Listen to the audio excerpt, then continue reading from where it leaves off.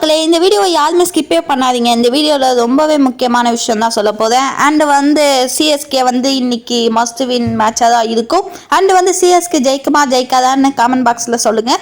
First of all வந்து இது வந்து நான் ரெக்கார்ட் பண்ணது ஒரு 3 மணி இருக்கும். அண்டு அப்லோட் பண்ணது ஒரு 7:30க்கு அப்லோட் பண்ணுவேன். அதனால் பிளேயிங் லெவலை பற்றி நம்ம இன்றைக்கி பேசலாம். பிளேயிங் லெவலில் வந்து ஃபர்ஸ்ட் ஆஃப் ஆல் வந்து சிஎஸ்கேல வந்து தோனி வருவாரா மாட்டாரா கொஞ்சம் டவுட்டாக தான் இருக்குது. அண்டு இன்னைக்கு வராமல் இருந்தால் எனக்கு ஓகே தான்.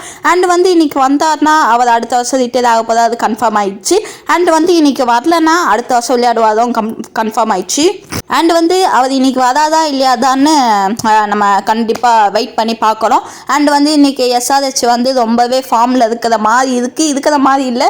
அவர் ஃபஸ்ட்டு பேட்டிங் விளையாட வச்சோன்னா அபிஷேக் ஹெட்டு ஐயோ இன்னும் நிறைய பேர் இருக்காங்க, எல்லாருக்கும் தெரியும். ஓகேவா, அதே மாதிரி நிறைய பேர் இருக்காங்க. அண்ட் வந்து பிளேயிங் லெவலில் வந்து ருத்துராஜோ சஞ்சு சாம்சன் 2 பேர் நல்லா ஒரு பார்ட்னர்ஷிப்பு, ஒரு பவர் பிளேயில் ஒரு 75 அண்ட் 80 அந்த மாதிரி அடிக்கணும். அண்டு வந்து எஸ்ஆர்ஹெச் டீமில் வந்து அபிஷேக் சர்மாவும் ஹெட்டும் இறங்குவாங்க, எல்லாருக்கும் தெரியும். அவங்க வந்து பவர் பிளேயில் சொல்ல வேணாம் 95 100 அடிப்பாங்க. அதனால பவர் பிளேக்குள்ளேயே 2 பேர்த்தில் ஒருத்தர் தூக்கி ஆகணும். அண்டு வந்து ஸ்பின்னரை நீங்கள் பார்த்தீங்கன்னா அகில் ஹுசைன், நூர் அகமது இவங்க 2 பேர் வந்து நல்லாவே பவுலிங் போடணும். அண்டு வந்து பிளேயிங் லெவல்லையும் இருக்கணும், அந்த ஸ்குவாட்லேயும் இருக்கணும்.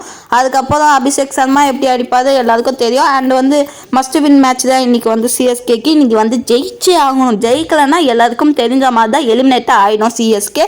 அதுக்கப்புறம் சிஎஸ்கே ஜெயிக்குமா ஜெயிக்காதா, பிளேயிங் லெவலில் தோனி வருவாதா மாட்டாதான்னு கமெண்ட் பாக்ஸில் சொல்லுங்கள். அண்டு சப்ஸ்கிரைப் பண்ணி லைக் பண்ணுங்கள். ஓகேவா, சிஎஸ்கே இன்றைக்கி நல்லாவே பர்ஃபார்மன்ஸ் பண்ணணும்னு நான் நினைக்கிறேன். அண்டு வந்து அபிஷேக் சர்மா இன்றைக்கி எஸ்ஆர்ஹெச் தோக்கடிச்சே ஆகணும். அதுக்கப்புறம் நேற்று நடந்த மேட்ச்சில் வந்து ஆர்சிபி ஜெயிச்சிருச்சு. சிஎஸ்கேக்கு ஒரு நல்ல ஒரு வாய்ப்பு கிடைச்சிருக்கு. அண்டு வந்து ருத்துராஜ் வந்து ரொம்பவே ஃபார்ம் அவுட் ஆகிட்டாருன்னு நினைக்கிறேன். அண்டு வந்து ருத்துராஜ் வந்து ஒரு 100 அடிப்பாரு நான் நம்புகிறேன். ஓகே, நம்ம அபிஷேக் சர்மாவும் ஹெட்டும் பவர் பிளே உள்ளே தூக்கிடணும். அண்டு வந்து பிளேயிங் லெவலில் பொறுத்தவரையும் சிஎஸ்கே பிளேயிங் லெவல் பொறுத்தவரையும் அண்டு அதே மாதிரி தான் இருக்க போது.